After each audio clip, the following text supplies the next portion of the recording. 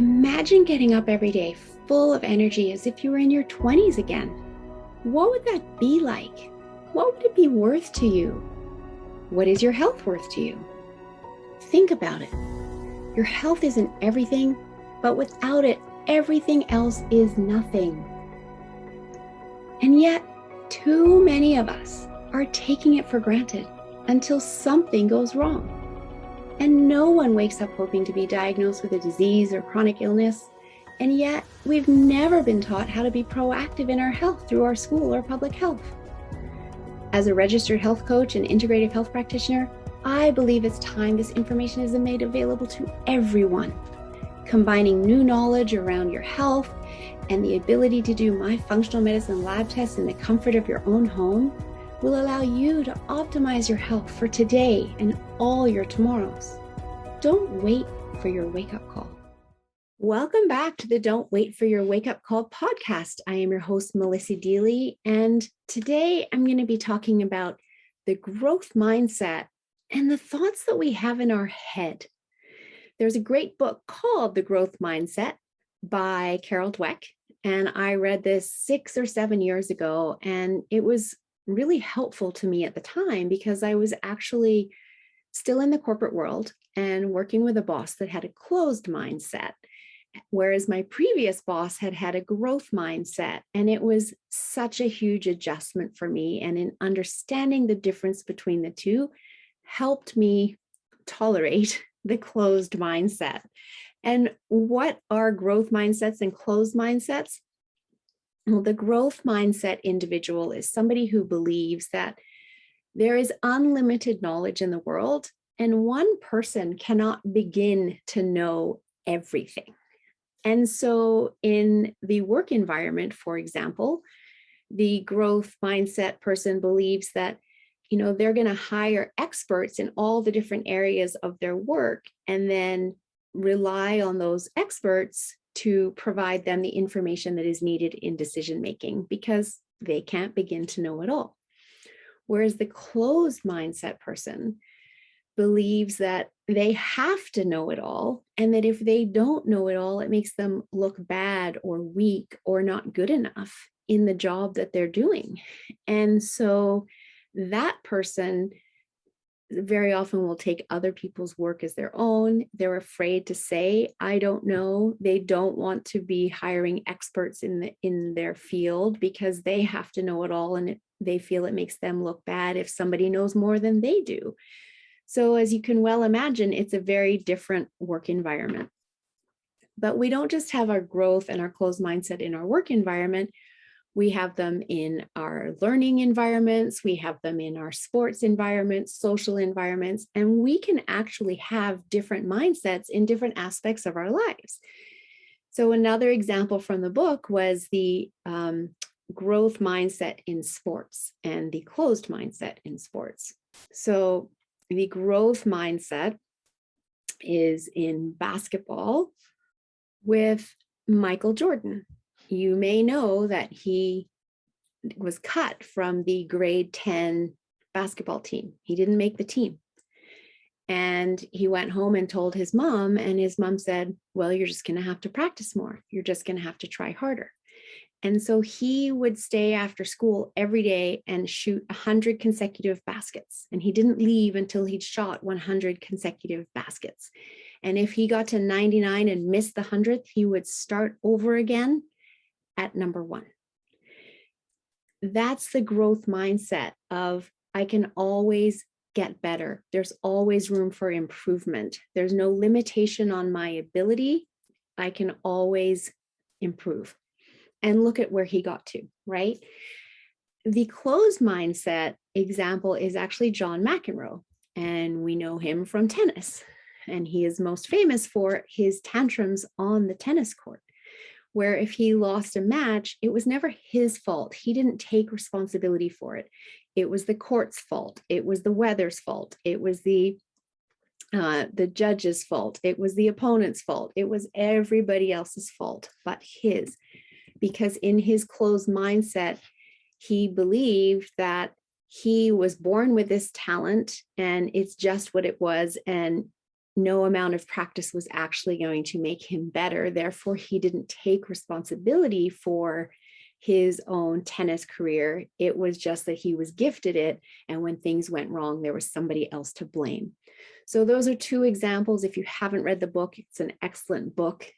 And it's just fascinating how the human mind works, right?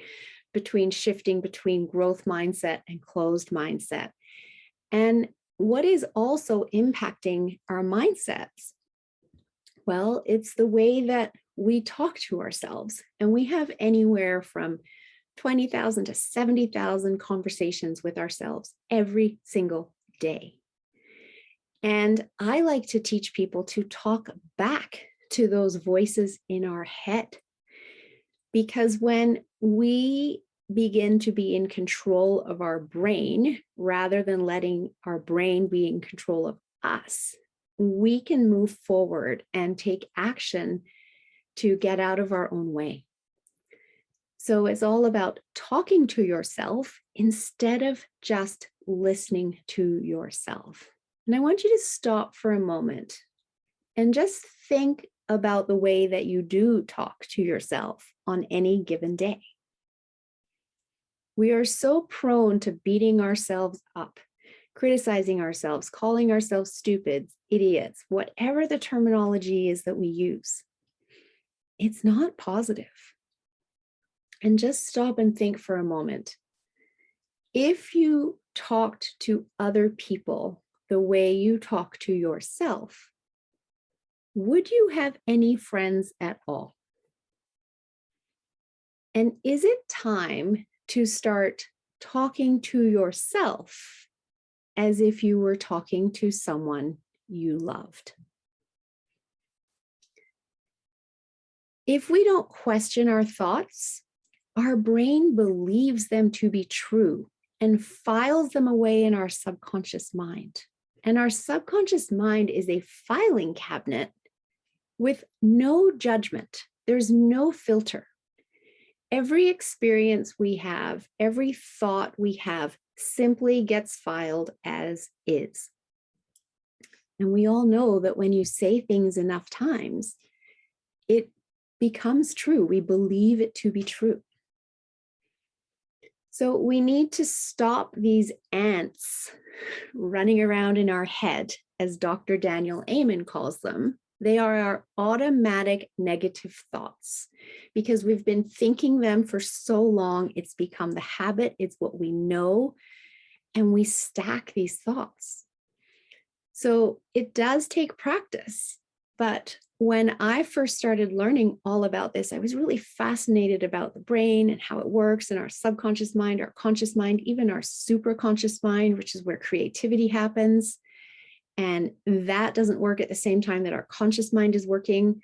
So we have to let go of trying to problem solve in our conscious mind in order for our superconscious mind to get creative and resolve the problem for us. And it makes sense because so often we have ahas when we're in the shower, when we're driving, in the middle of the night, we wake up with answers. And those are all times when we've tended to just let our mind wander and we've stopped having our conscious mind focus on something, and it stops and the superconscious gets going. But coming back to the way we talk to ourselves, it takes practice to stop talking to ourselves so negatively, because first we have to have awareness around the fact that we do this. And then we have to start catching ourselves in that moment, right? And it could be something as simple as, I know when I first started practicing this, I stubbed my toe. And as I stubbed my toe, I just kind of said to myself, oh, you stupid idiot.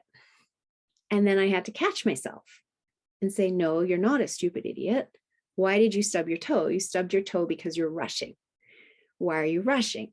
And then break that down so that I could learn from that experience, plan my calendar better so that I wasn't in a rush mode. And then when I get out of that mode, I'm less likely to be injuring myself. So it does take time, but something that you can also be doing as you get awareness around the way that you talk to yourself is to just ask yourself these questions. Is it true? So for instance, is it true that I'm a stupid idiot? No, it's not true, right? But depending what you've said to yourself, you might not be super sure on the answer the first time around. So then ask yourself, is it really true? Because maybe the thought that you had was, I'm unlovable. Is that really true? No, there isn't a human being out there that isn't lovable, right? But it's something that we might have, learned or had that belief since childhood. And so it's really hard to undo. Then you can ask yourself, how do I feel when I believe that thought? Right? So you might feel sad, depressed, isolated, lonely if you believe that thought that I'm unlovable. And then the next question is, how would I feel if I didn't believe that thought? Well, now I might feel happy, excited about the opportunity. I'm cared for, engaged, connected, right? So these 4 questions are really powerful in helping you shift your mindset and around the thoughts that you're having in your head and the conversations you're having with yourself. So just to repeat them again, is it true? Is it really true? How do I feel when I believe that thought? And how would I feel if I didn't believe that thought? You see, it's the thoughts that we suppress that hurt us. What you suppress turns into depression. What you sweep under the rug will reappear later in life. As I mentioned, humans stack thoughts, either negatively or positively. And if you are unconscious of your inner dialogue, it can set off a negative train of thoughts. So we want to be really conscious about our inner dialogue. And as I said, start talking to ourselves as we would to someone we love. And here's the thing, the emotion of gratitude outweighs the emotion of that negative thought train. When you are in your head, you are dead. When you are in your heart, you are smart. That was said by motivational speaker Nick, I can't say his last name, Nick Santanastasso. And it's true, right? When we're in our head, we are doing so much damage to ourselves unless we are conscious of the thoughts that we are allowing into our head. And that gratitude practice is incredibly powerful, as is a mindfulness practice. It helps you get out of your head and calm your mind, calm all of those whirling thoughts. The gratitude practice is a piece of that, where you can, write down before you go to bed each night 3 things that you're grateful for every day. This is something I've been doing for 6 years now.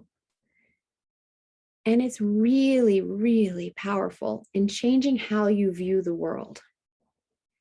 Because our brain is charged with keeping us safe. That's its number 1 priority. And in order to do that, it is looking out for danger. But what happens is when it's always looking for danger, it's focusing on the negative, the fear, right? When we instead create a gratitude practice where we write down what we're grateful for at the end of each day, we start to train our brain to look for things that we're grateful for and remember them so we can write them down at the end of each day. And in a very short amount of time of doing this, your brain starts looking and recognizing and holding on to the positive in your life instead of what it needs to be afraid of. And where we put our focus causes that to expand. So who wouldn't want to be focusing on the positive and the good in our life? Because that just creates expansion in that area of our life. Now, you might not want to do your gratitude journal in the evening. You might want to do it in the morning. You might want to do it at lunchtime. You might not want to write it down. You might want to set a timer on your phone and recite them out loud to people, or do a social media post about it. Whatever your practice is that works for you, so you do it, is fine. I particularly like doing it before I go to bed because it allows my brain to go to sleep happy. It gets me out of the stress state. I've let go of any thoughts of to-do lists and all of those other things. And my brain goes to sleep happy on these thoughts of gratitude. And I sleep better as a result. And if I wake up in the middle of the night, my brain doesn't automatically go straight to the things I have to do the next day. My brain goes back to those last thoughts that I had. And so allowing my brain to go to sleep happy allows for better sleep, which allows for me to be more stress resilient the next day. And again, it's just a positive cycle moving forward. So a gratitude practice can be extremely powerful, and it's so easy to do. It does take a habit. Habits take 30 days to instill. Figure out what works for you so that you can make this work every single day and notice the positive effect that it has on your life as all of the goodness starts to expand. Other things that you can be doing to calm the mind and promote a mindfulness practice for yourself are things like yoga, meditation, Tai Chi, Qigong, going for a walk in nature, taking a bath and putting in some Epsom bath salts, simply, reading a book for pleasure, right? All of these things allow us to stop that negative train of thoughts, calm the mind, have an intention around what we want to be thinking, how we want to be feeling, and step into that. So it's very, very powerful. And there are only two things that we need to be happy in life. One is contribution, hugs for other people, complimenting others, volunteering, being of service, because we actually suffer when we only focus on ourselves. Humans are social beings. We need to feel connected to other people. And when we only focus on ourselves, we start to disconnect. And that has us suffering, and it's much harder to find happiness from that place. And then growth. We are either growing or we are dying. We're either moving forwards or we're moving backwards. So invest in your growth. That too is an incredibly powerful thing. And when you're investing in growth, you are with like-minded people that are also wanting to grow, focused on positivity, focused on community, focused on working together. And that really will move you forward. You don't want to live in a place of what if, because what if will never bring you answers in your life. It will bring anxiety to your soul. Your perspective can be your power or your prison. So you need to get out of the what if and that worry state and take action. And with each step of action, things will happen. Things always happen.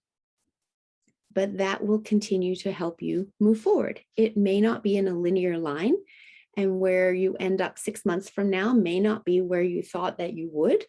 And that's okay, because throughout this whole journey, you are learning and growing and, through that, becoming happier as well.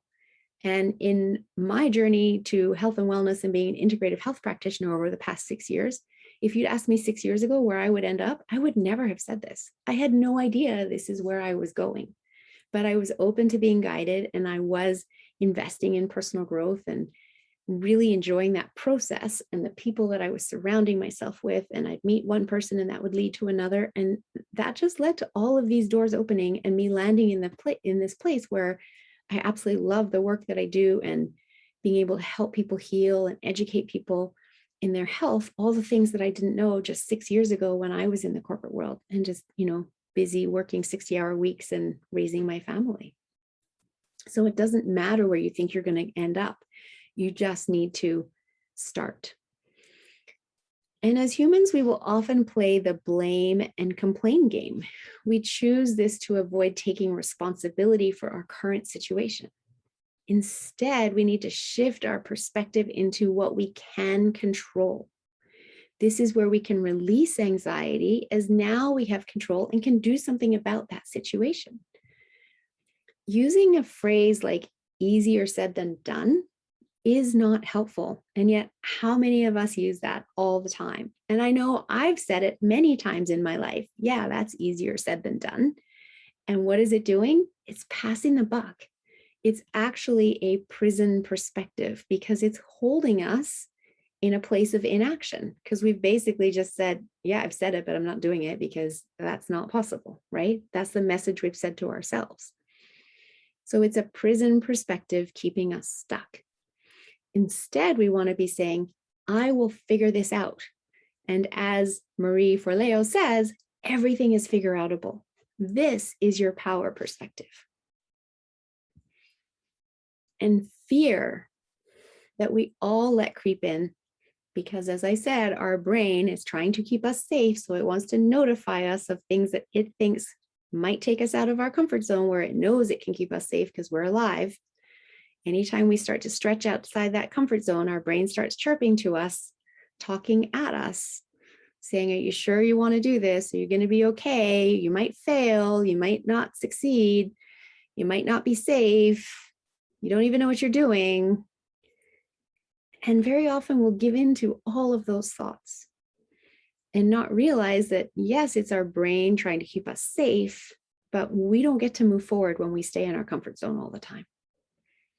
And we allow those conversations of our brain talking to us to become fear that holds us back, instead of talking back to our brain and asking ourselves those questions. Is it really true? If I go down this path, is that what you're telling me really true? Yeah, probably not.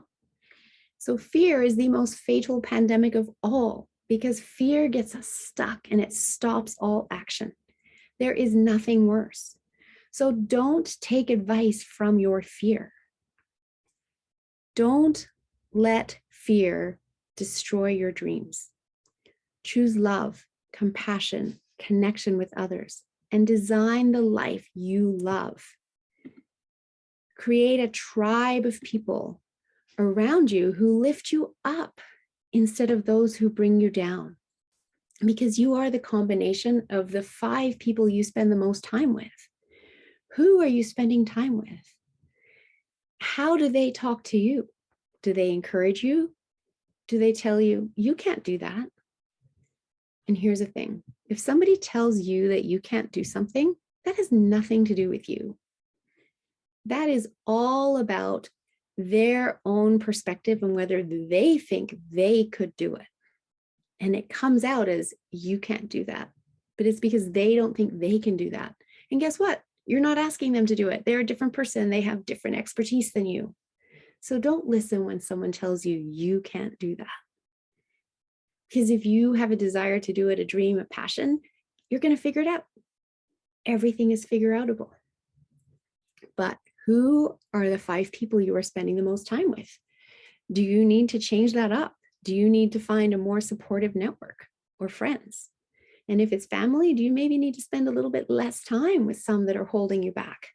And very often family will hold us back because they don't want to see you hurt. They don't want to see you fail. But from failing, we learn, right? It's just a learning opportunity so that you can pick back up and go, what did I learn from that? Okay, and move forward and try again. We don't have to be afraid of failure. It can be our greatest teacher. But so often out of love, our families hold us back. And we have to be willing to say, no, this is what I want to do. And I want to move forward, and let me try, and let me fail, and let me get back up and try again. The only real failure is in not starting at all or quitting.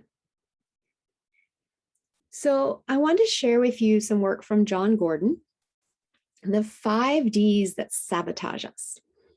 First of all, we have doubt. If we get doubt stuck in our head, that can cause inaction. There's also distortion, or the lies that we tell ourselves. There's discouragement. We give up when we're discouraged. And as I said, we can often be discouraged by others, and we listen to what others have to say. And it's not about us. What they're saying is all about them. We give into distraction, which moves us away from what we're supposed to be focusing on. And then there's division. When we're anxious about something, we feel divided and separated from ourselves. And all of these things can keep us stuck and stop us from moving forward. But when we wake up every day and you love your life and you choose happiness, that's when we can move forward. Don't be that person that rises and whines. Focus on love and it will drive you forward in your purpose, your passion. Love is the antidote to fear because it casts out fear. If you love it, you won't fear it, right? And here's how you counter those 5 Ds. We turn doubt into trust. We trust ourselves. I want to do this. I can do this. I can figure this out. We turn the distortion or the lies into speaking the truth to those lies. So speaking back to those conversations we're having with ourselves in our head. We turn discouragement into encouragement by encouraging ourselves and others. We turn distraction into focus on what matters most. If it feels like a big problem, break it down into smaller size pieces so that we can focus on getting started with what matters most and moving forward.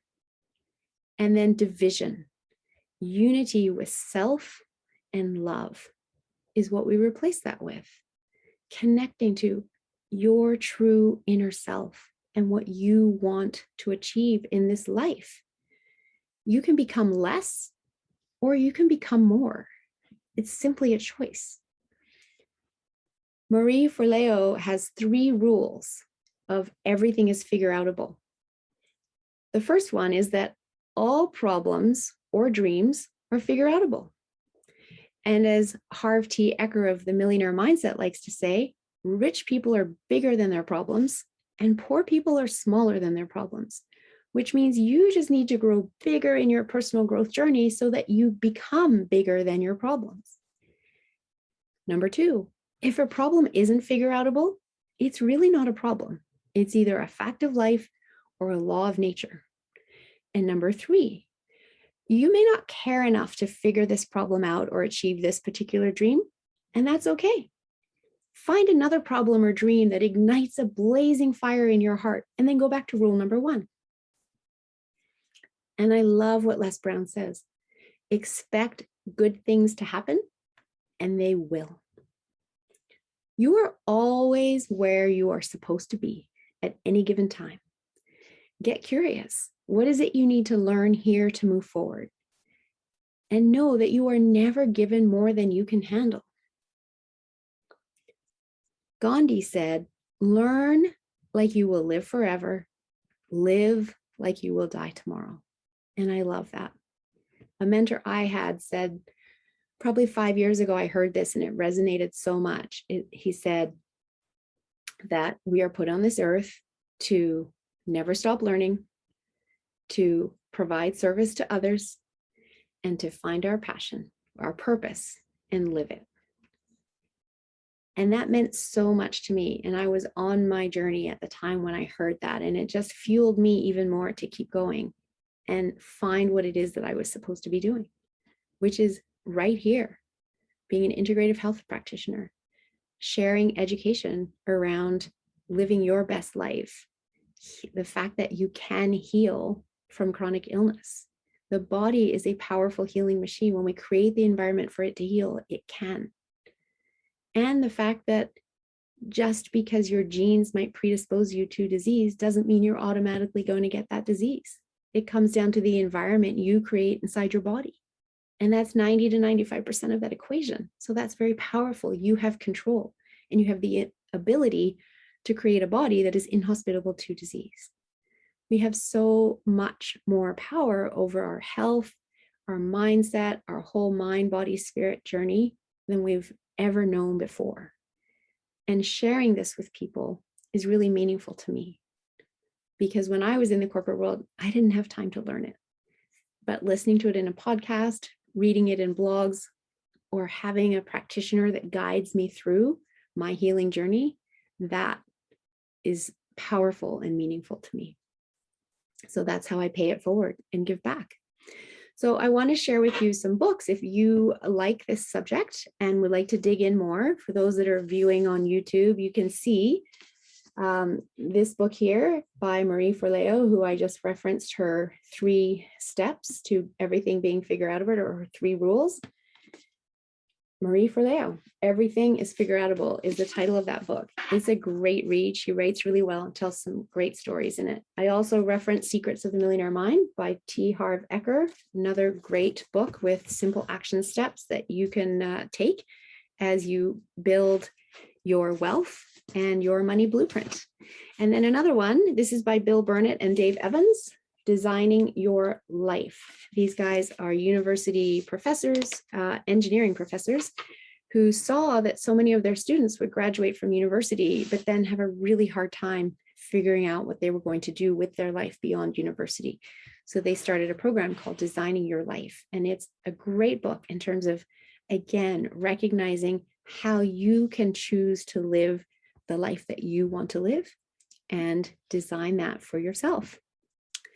So thank you for listening, and thank you for being part of my Don't Wait for Your Wake Up Call podcast community. Next week, I have a fabulous guest, Ken Streeter, and we will be picking up this conversation, talking more about life's purpose, passion, the Japanese concept of ikigai, and more. So I invite you to tune back in, as that will be another fabulous episode. Thanks for joining me. Until next time.